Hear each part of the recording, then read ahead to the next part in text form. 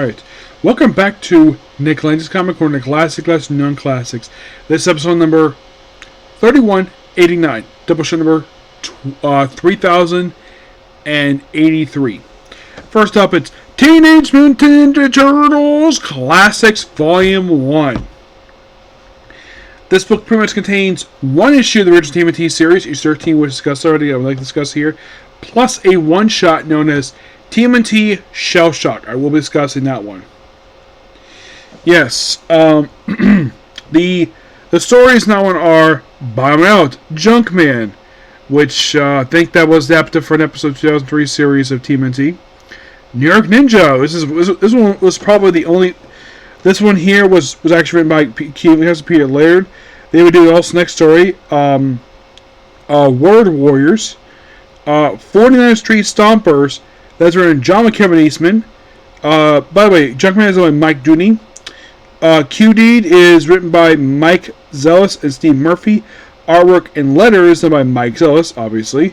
Road Trip, written and drawn by Peter Laird. Don't Judge a Book.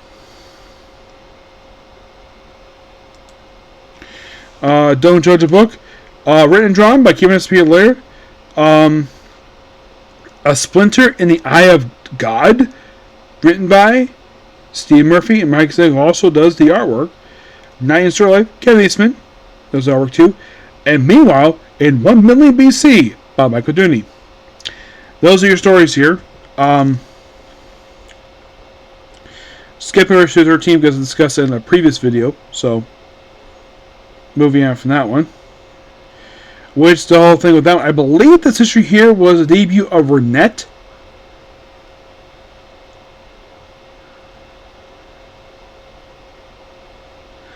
No, just some warrior who they actually have here in the Shell Shock issues.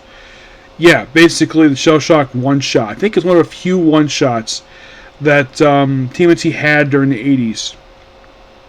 Because you had that, and you had the 4 micro one-shots for Raphael, Donatello, Michelangelo, Leonardo. I think there's one for Fusoy as well, but so that's come for Shell Shocked. This is another reprint one-shot. This is a one-shot that pretty much it's basically has a bunch of like original stories. Which I'm sure this one-shot, based upon its premise, I'm sure it served as a loose inspiration for another famous another book that basically go away please, thank you. It served as basically the blueprint for the Tales of the Teenage Mutant Ninja Turtles, basically an anthology book featuring the Turtles, and it was brought back in 2000s and lasted for 30 issues, actually like about 50 issues I think it was. So mostly put you have a drunk who sees Splinter, because the whole story is basically about this guy also finds a mummy. It's not much. It's a quick story. It's like four pages. That's it. And then we have Junkman, which involves like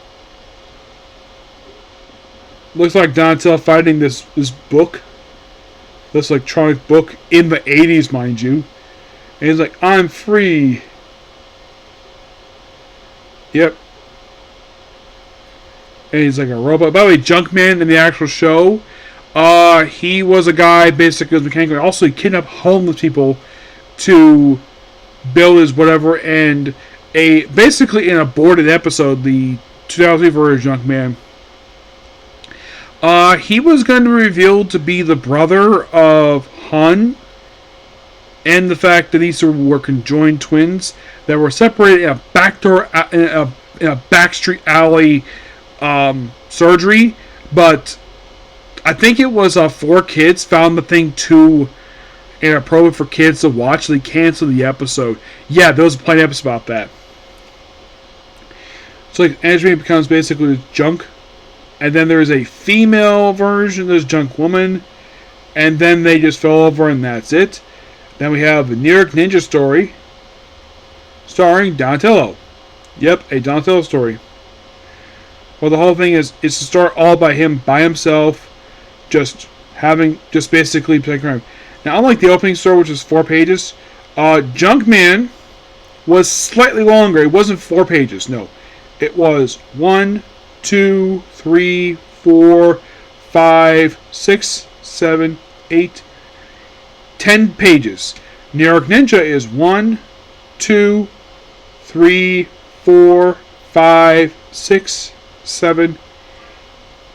It's roughly 10 pages. Yeah. Then we have a story about Splinter using a phone. Yep. And it's about looking for a sword. Yes, the whole thing is about looking for a sword in, I believe it or not, the Hudson River. Yep.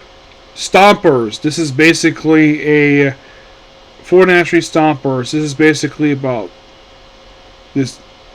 possible rumble. And seeing this, it reminds me a little bit what they used for the 1980 live-action movie. And, well, they're basically outside. And basically, it's all about this gang war. And Charles gets involved with it. Of course, we have a woman in a pink suit. It's almost like a royal tournament. And that was 12 pages. And then we have OD'd. It's basically focused on a turtle. A giant, it's like an alligator snapping turtle who gets saved, and then basically he's brought in, and he gets shrunk. Yeah, he gets shrunk. And then he's brought in by and apparently he's shrinking, you're next. And apparently this was a dream by, I'm not sure what turtle it is because the mask's on, I can't tell the weapon. You see, look like with another rat. It's a weird story. It's like a dream. Then we have Road Trip, where Charles going on a road trip to someplace in a nice car. And basically they go see aliens in a drive-in. It's a quick 5-page story. Then we have Don't Judge a Book. It's more of the 80s culture with this one.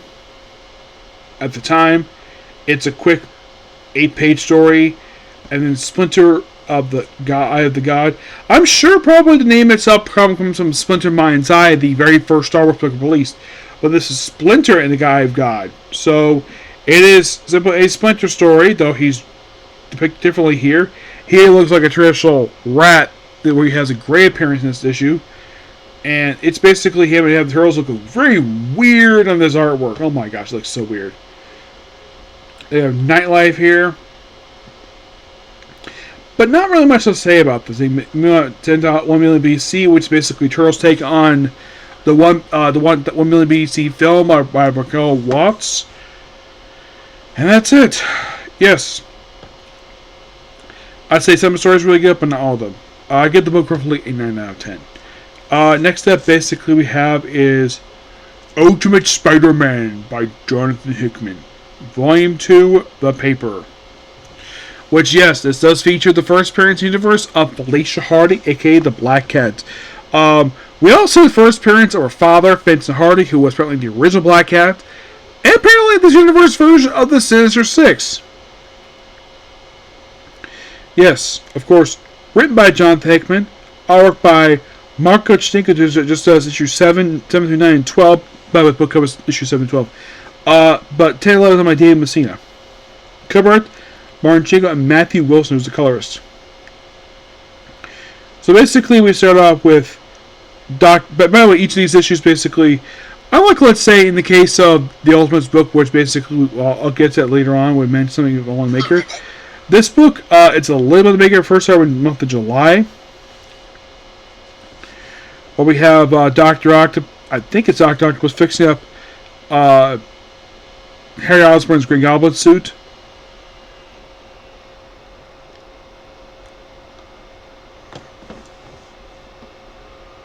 Oh, it's Octavius. Here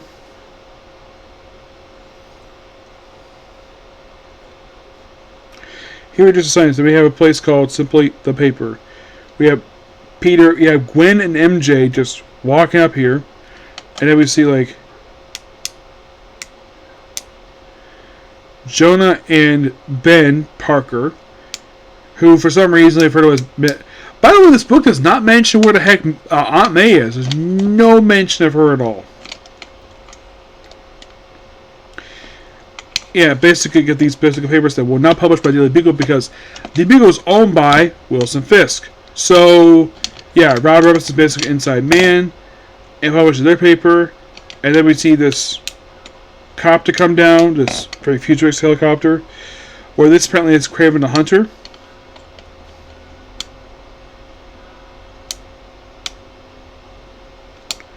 Actually, it was supposed to be Captain Britain somehow. Yes. And he mentions to have half pages of Ultimates. We'll discuss in another video. Then we have a training session between Green Goblin and Spider-Man, where they fight for several pages. This is basically a start from Spider-Man session. And then Iron Lad shows up. This is basically this universe version Tony Stark, who he decided not to be called Iron Man because that was his father.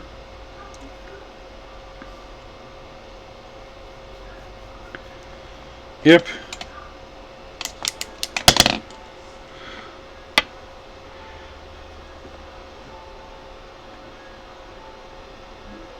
Yeah, and eventually MJ and Peter's like, yeah, if I have this goo ball and this ball does play a role, and like, talk about stealing his armor, but he made it himself, and then totally just walks up, presses a button on his suit, just reveals his helmet.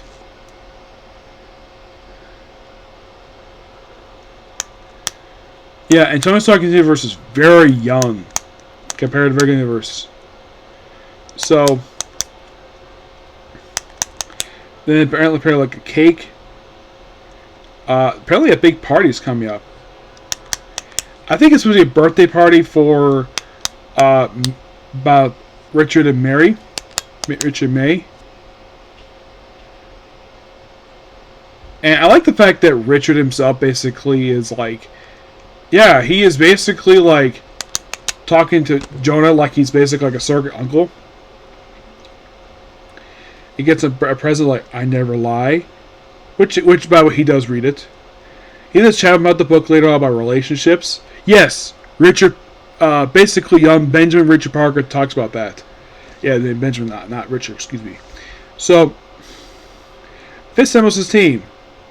So we have Mr. Negative, who is not a Chinese guy here, is not just a Chinese guy, like he is 616. No, he is different. He looks like not Chinese. He's basically looks like Japanese with facial hair.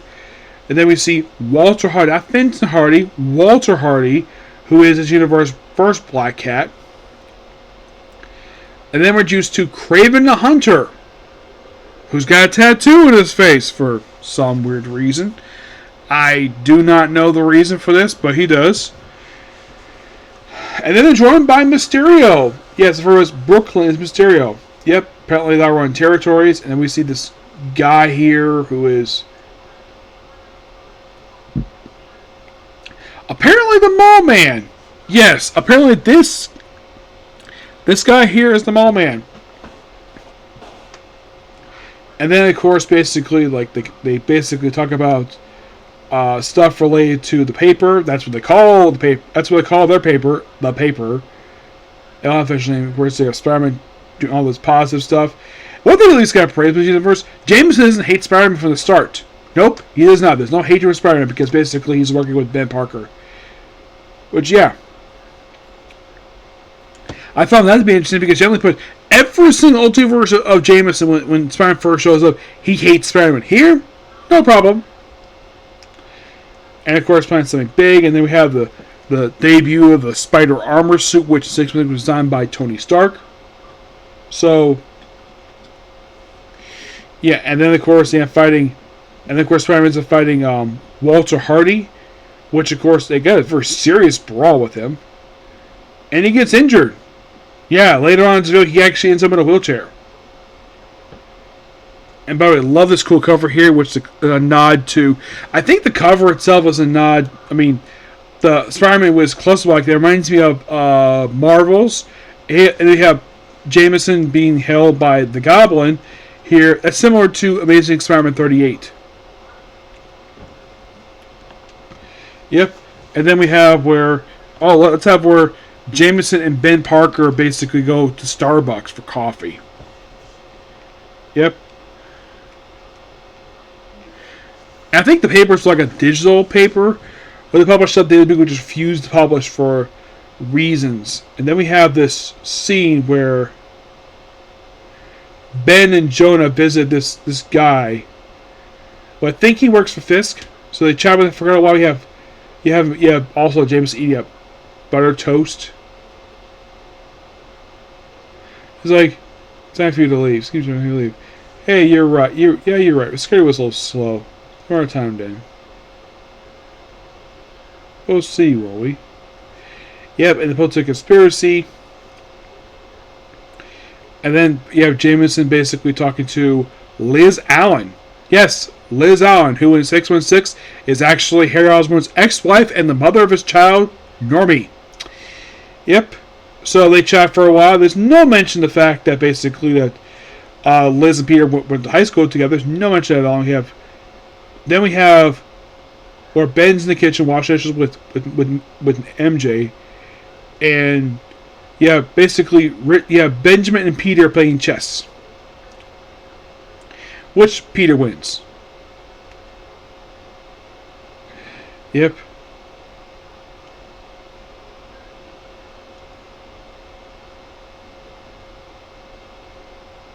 And we have Harry talking to Jonah and Ben. And then basically, the whole thing with the goblin thing. And then basically he gives him like a flash drive. A rabbit hole again inside of and paper published basically the New York Kingpin. Willis Fisk runs New York, well, who runs Willis Fisk? By Ben Riley. So basically Ben took May's last name. Which begs the question, where in the world is May Parker? Yep. That's a good question. Early on, they didn't choose Felicia Hardy. Issue 11 is basically her full debut, and the previous issue was just a cameo. So, then Spider-Man fights the inner demons of Mr. Negative, which is where we first meet him. Which I'm sure that probably Hickman was basically given suggested by Slott. Says, hey, can you include Mr. Negative in your comic? And I'm sure Hickman's like, sure, why not? Go away. Let me do my own thing. So. Yeah, they have this thing where he has to lose his mask. He's able to get away, but look up the kids out someplace else so the kids don't see him like this.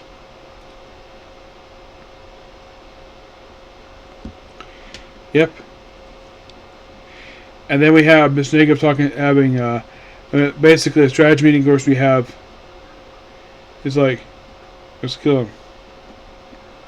Reduce 4-6. No, I have not surrendered my seat, Craven. Maybe not yet. Not ever, Mysterio. The territory remained in Hardy hands. Yes, I have my new limitations. When needed, my daughter's in a place. What is mine is mine. No, it belongs to you is mine, all of it. So apparently, like, the Sinister Six are basically, like, Fisk's lieutenants.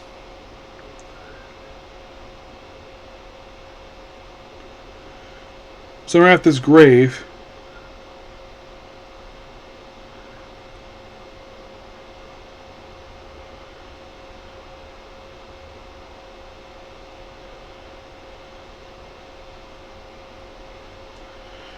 So maybe she died at some point? Oh, Norman did. Oh, she did die. Okay. So that's what happened. She died at some point, and that's why she's not here. And then issue 12 is the Christmas issue, because of course it is. It's basically everyone have fun at Christmas, and we see also MJ's mom, who basically is not like a nice person. And then we have MJ talking to her sister, Gretchen, which is going to a divorce. Oh yeah, and then it turns out Peter is not Peter, but it's actually just the goo ball. And yeah, it turns out Peter is actually someplace else, with Harry being held hostage. To be continued. Really good stuff here. I give this book a 10 out of 10. So yeah, that is pretty much it particular review. Please be sure to like, comment, subscribe, turn notifications. Next up, well, depends. Okay, thanks you.